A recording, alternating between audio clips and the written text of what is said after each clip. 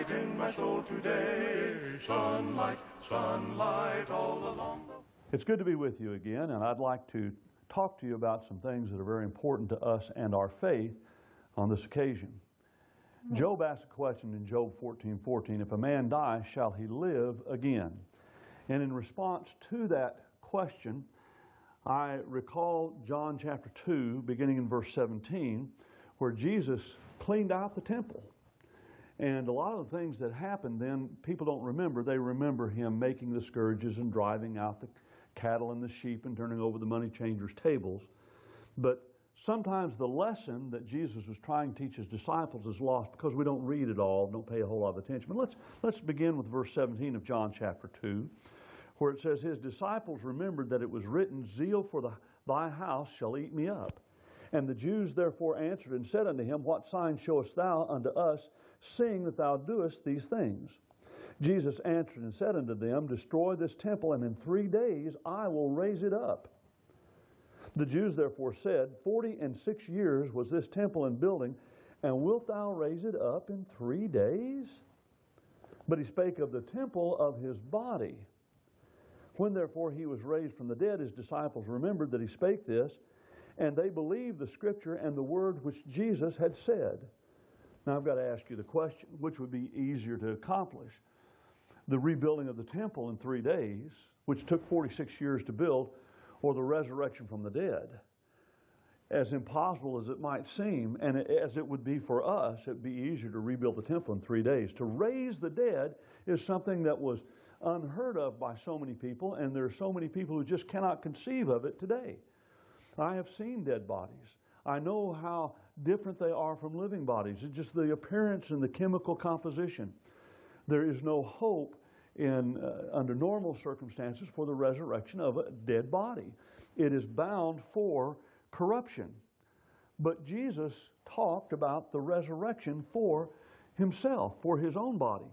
We must, as Christians, be ready to give an answer for the hope that is in us. In 1 Peter chapter 3 and verse 15, Peter says, but sanctify in your hearts Christ as Lord. That means make up your mind that Jesus is the boss. Being ready always to give answer to every man that asketh you a reason concerning the hope that is in you, yet with meekness and fear.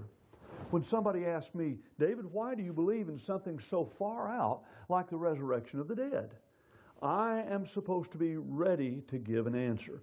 And sometimes that question is asked with the intent of ridiculing or belittling my faith, but I still am obligated to give the most honest answer as though it was asked, the question was asked by the most honest and sincere and humble person. And so we want to kind of dive into that this morning to find out why we believe that Jesus was raised from the dead. Now, the resurrection of Jesus is the focal point of our faith. The hope that we have springs from the resurrection of Jesus from the dead. In 1 Peter chapter 1 and verse 3, Peter says, blessed be the God and Father of our Lord Jesus Christ, who according to his great mercy begat us again unto a living hope by the resurrection of Jesus Christ from the dead. Without that resurrection, there is no point of our being here. There's no point for our Bible study. There's no point in our faith. Now, if Jesus was not raised bodily, we have no hope of a resurrection from the dead for ourselves at the end of time. Again, in this lesson, we want to consider some of the reasons that we believe in the resurrection. We want to consider the divine testimony. That is the testimony that God gives us that we might believe. Now, belief in the resurrection rests on testimony. The testimony of witnesses, and we have to ask our question, are they credible witnesses? Are they believable? And the testimony that they present, is it strong enough for us to believe and accept? And is it clear enough for us to understand? So, again, we want to consider the question, was Jesus raised from the dead? Now let's get more exact with reference to our question, our proposition. Number one, there are 3 unavoidable facts that we must confront in studying this question. First of all, Jesus died and that he was buried. Secondly, on the 3rd morning or before, his body disappeared from the tomb. And the third fact is that his disciples came to believe firmly that he was raised from the dead. Now, where did all this come from? The exact issue has reference to the last two facts and may be stated by these questions. Did the body disappear by a resurrection or by some other method? Did the belief of the disciples originate from the fact of the resurrection or from some other source? Where did they get their faith? Well, let's consider these questions one at a time. First of all, how did the tomb come to be empty? There have been a lot of theories advanced by mankind over the ages, and let's consider some of them, because even though there are many people who don't believe that Jesus was raised from the dead, all must admit that the disciples believed in it and that the body was missing from the tomb. Nobody disagrees with that. Nobody can reasonably disagree with that. Well, here are some of the explanations that men have advanced to explain the empty tomb. The first explanation is that the disciples came and stole the body. This was something that was used by the priests to quash the belief in Christ. In Matthew chapter 28, it says in verse 11, "Now while they were going, behold, some of the guard came into the city and told unto the chief priests all the things that were come to pass." They told the priests about the resurrection of Jesus. And when they were assembled with the elders and had taken counsel, they gave much money unto the soldiers, saying, "Say ye, his disciples came by night and stole him away while we slept. And if this come to the governor's ears, we will persuade him and rid you of care." So they took the money and did as they were taught, and this saying was spread abroad among the Jews and continueth until this day. Now, first of all, this theory of the disciples stealing the body, it would be contrary to the character of the disciples, who were men who preached honesty, who lived their lives in the open before all men, had no secrets, and they just simply would not have told such a lie that cost so many millions of people over time their lives. Secondly, we look at 2 Corinthians chapter 7, and we find that the disciples, 2 Corinthians chapter 4, we find that the disciples themselves paid quite a price for their testimony. Paul talks here in this passage about the gospel being a great treasure. And he says in verse 7, "We have this treasure in earthen vessels, that the exceeding greatness of the power may be of God and not from ourselves." Now, what Paul is saying is, we in our fleshly bodies carry about this great treasure of the gospel. He refers to the body as an earthen vessel, going back to the attack of Gideon against the Midianites, where he took 300 men to fight the thousands of the hosts of the Midianites. Each man carried an earthen vessel with a light in it. And in order for the Midianites to see all 300 lights and think that there were thousands attacking them, those earthen vessels had to be broken. Now, what Paul is saying is, for the gospel to be seen, that is the gospel that he is teaching, the one that he is preaching, to be seen by others, by those around him, that his earthen vessel had to be broken. He had to give himself. He had to break himself in order for that to be seen by others. Well, anyway, he says, "We are pressed on every side, yet not straitened, perplexed, yet not into despair." Verse 9, "Pursued, yet not forsaken, smitten down, yet not destroyed, always bearing about in the body the dying of Jesus, that the life also of Jesus may be manifested in our body. For we who live are always delivered unto death for Jesus' sake, and the life also of Jesus might be manifested in our mortal flesh. So then death worketh in us, but life in you." What Paul is saying is, we have given our lives, we have put our lives at risk for the testimony of the gospel. Now, Peter and John, Paul, we look at the other apostles, James, who was beheaded for the cause of Christ, all they would have had to do to save their lives is say, "Well, we made a mistake. We were lying. We were wrong about the resurrection of Jesus. We're not really sure." All they have to say is, "We're not really sure." But they were willing to die before they contradicted their testimony, which gives credence to their honesty and the strength of their belief. Now, if they had stolen the body, would they have that kind of of strength of belief, that kind of conviction to die? Who would die for something that you knew to be false? Well, that's a theory that really doesn't hold any credibility with anyone. Some have argued that the Jewish or Roman authorities moved the body. The question arises, if they were going to move the body, why place guards there to protect the body, to see that it wasn't stolen? And when Peter and John began to preach in the streets publicly that Jesus was raised from the dead, why didn't they just go and get the body of Jesus and show it to the people to show that Jesus wasn't raised from the dead? If they had moved the body themselves, they could have done that. But they didn't. And the reason is they didn't move the body. Look at Acts chapter 4 and beginning in verse 13. After Peter and John had been arrested, it says, "Now when they beheld the boldness of Peter and John, and had perceived that they were unlearned and ignorant men, they marveled, and they took knowledge of them that they had been with Jesus. And seeing the man was healed, standing with them, they could say nothing against it." They could not deny the healing. This was a man who had been lame for 40 years. People of Jerusalem knew him. They knew who he was. They saw him every day. And they knew the condition of his legs. But now here he is standing with the disciples, and they cannot deny the healing. It says in verse 15, "But when they had commanded them to go aside out of the council, they conferred among themselves, saying, What shall we do to these men? For that indeed a notable miracle hath been wrought through them, is manifested to all that dwell in Jerusalem, and we cannot deny it." But they could have denied it. They could have the idea is not so important that they deny the miracle, but they deny what the miracle represents. And all they would have had to do is go get the body of Jesus, parade it around Jerusalem, and we would never have heard of him. It would have been the end of it. That would have finished everything. So we reject, and most people of any reason reject, the idea that the Roman or Jewish authorities moved the body so that it wouldn't be stolen or taken by the disciples. Some have advanced the idea, the notion, that the mourners went to the wrong tomb. There are a lot of things wrong with this. Number one, the body was still fresh.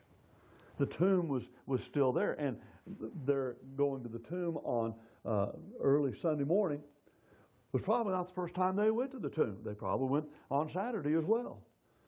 But they went to the tomb on Sunday morning, early in the morning, to anoint the body, to avoid the stench that would arise from the decaying flesh. And they found it empty. Another thing that's wrong with that is that it was a private burial ground. And if they could not find the tomb, Joseph of Arimathea or Nicodemus, who helped with the burial, assisted in the burial, could have shown them where the right tomb was. It's just kind of a silly argument to avoid the real issue of the eyewitness testimony of the women and the disciples who saw the risen Christ and the empty tomb. An interesting theory that has been advanced recently, and not only by some recent motion pictures, but also in some novels and stories of the past, is that when Jesus was hanging on the cross, he didn't actually die, that people just thought he was dead. This theory is called the swoon theory. At least it got that title during the 18th century. Back in those days, there was a great fascination with epilepsy. And you may have remembered the story called The Fall of the House of Usher by Edgar Allan Poe. It was about a man who thought his sister had died, and he prepared her for burial and put her down in the basement. And in the middle of the night, she comes knocking at his door. Well, she hadn't died at all. She had an epileptic seizure that made him think that she was dead. And there was another story called The Open Window about a man who'd prepared his wife for burial and had laid her out on a table in his log cabin. And in the night, a cougar had jumped in through the open window and drug her body out. And when he killed the cougar, he found that the cougar's ear had been bitten off, was in his dead wife's mouth. Well, she had an epileptic seizure, and he thought she was dead. And there's a fascination in fiction and in society about epilepsy. And so somebody came up with the idea, the notion that Jesus was having a seizure of some sort on the cross, and they just thought he was dead. And then there is the idea, the notion that Jesus took some kind of a drug that mimicked death. And there are drugs that people can take now that will make even the most careful expert think for a moment or two that the individual is dead. That doesn't last very long. At least doesn't last long enough to bury the individual. And we have to note this, that those kinds of drugs were not known, much less available during the days of Jesus. And so that's kind of a silly argument as well. Others argue that he just fainted from the fatigue and the torture, and he was so weak and so near death that the disciples just assumed that he was soon to die, and they took him down from the cross, and they were mistaken. He revived and got better. But that again misses the point. Jesus was scourged, which many people did not survive. He was nailed to the cross. He was on the cross for approximately 6 hours during the heat of the day. And when the soldiers came to examine the bodies of Jesus and the two thieves, they break the legs of the two thieves because they were still alive. But they didn't bother with Jesus because they could see he was dead. And then, just as an afterthought, one of the soldiers pierced his side with a spear, and out came blood and water. And in doing a little bit of research, one of the things that I have read about that is that the blood and water coming out together would be indicative of the spearhead piercing the pericardial sac and perhaps even the heart. Jesus was dead, and when they saw his body hanging on the cross, dead as it was, they made sure by stabbing him with a spear. Well, what do we do with the faith of the disciples?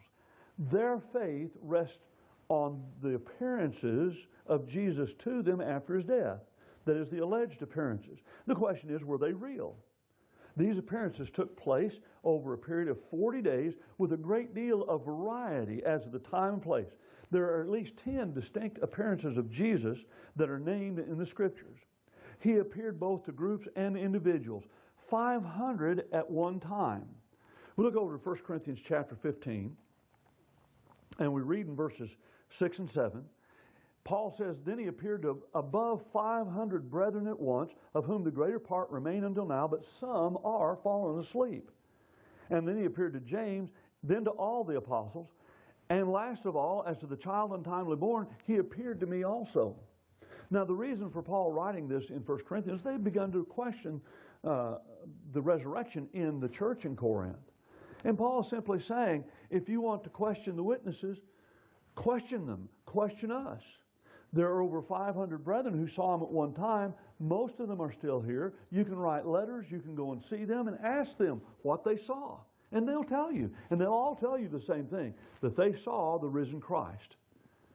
And so the testimony was not just limited to a few people who were deranged by sorrow and sadness and great loss, but it was kind of a cross-cut of the society. People who had followed Jesus, some who had not been followers of Jesus, saw the resurrected Christ and were willing to give their testimony. Some have suggested that the disciples' testimony arose from false sightings or hallucinations. They thought that they were seeing Jesus, but what they were seeing was just really a product of their overactive imaginations. But this is impossible. And the reason is because of the nature of hallucinations. Hallucinations occur generally in people who tend to be vividly imaginative and of a nervous makeup. Jesus appeared to all sorts.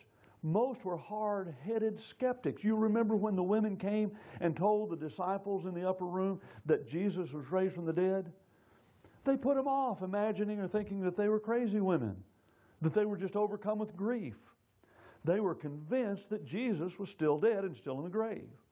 Hallucinations are subjective and individual. No two have the same exact experience. In other words, there'll be variations that come into play depending upon our past experience and our expectations. And so here's Jesus appearing to all these people, and they all have the same basic report of what they saw and what happened. Hallucinations usually occur only at peculiar times and places. The power of suggestion once again comes into play. Hallucinations occur over a long period of time with some regularity. Jesus stopped appearing abruptly after 40 days. And the disciples said it was because they saw him ascend up into the heavens in the clouds. And again, hallucinations must be desired events or at least expected. And none of this was the case with the appearances of Jesus. Well, what about the appearances of Jesus? The disciples were skeptical. They were persuaded against their wills that Jesus came forth. They did not believe that Jesus was raised from the dead. Mary went to the tomb to anoint a dead body. She thought Jesus was the gardener. That's Mary Magdalene. She came and she spoke to Jesus, and she, supposing that he was the gardener, demanded to know where they had taken the body. And when Jesus spoke to her, she said, Rabboni, that is to say, teacher. She knew who he was. She knew that he was the Son of God and that he had been raised from the dead, and that his teaching concerning the resurrection was all true. Then the others refused to believe her story. Look at Luke chapter 24 and verses 10 and 11. Luke chapter 24 and verses 10 and 11.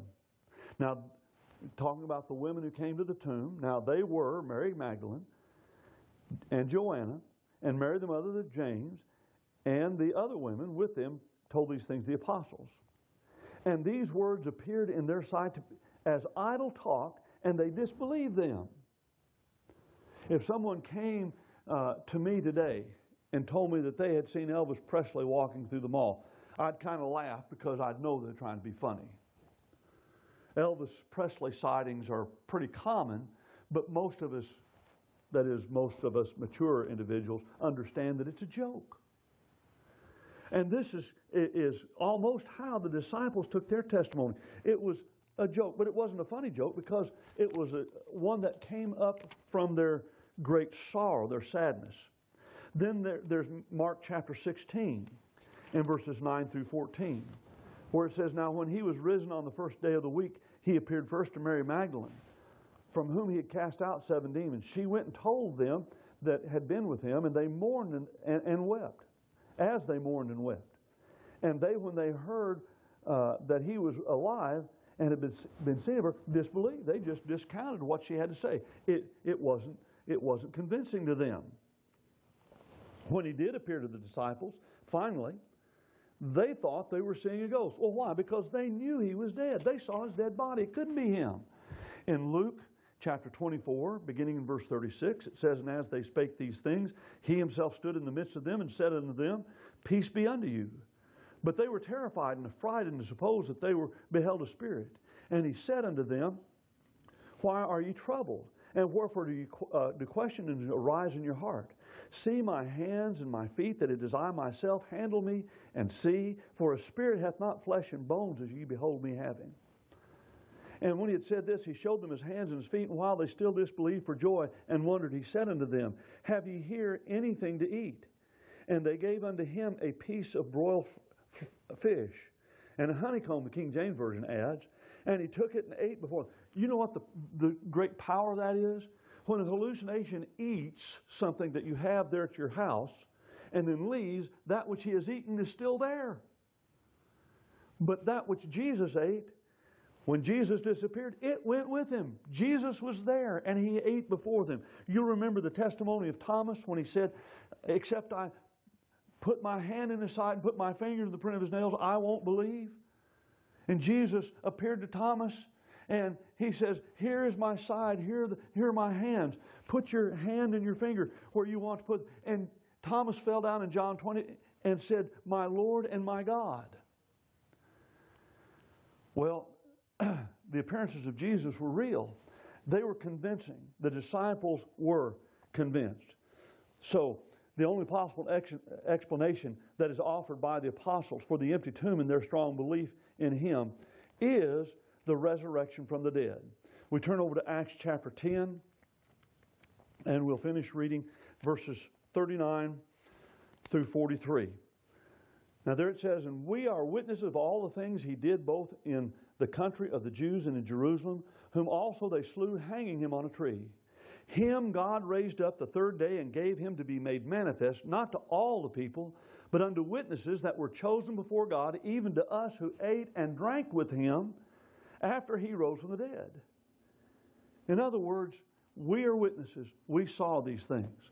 And our belief rests upon the testimony of these good men who gave their lives for their testimony of the resurrection of Christ. We hope that you'll carefully consider these testimonies and that faith will rise up in you as well, so that you might believe that Jesus was raised from the dead, that you might believe that he is the Son of God, and that you might be ready to give answer to every man.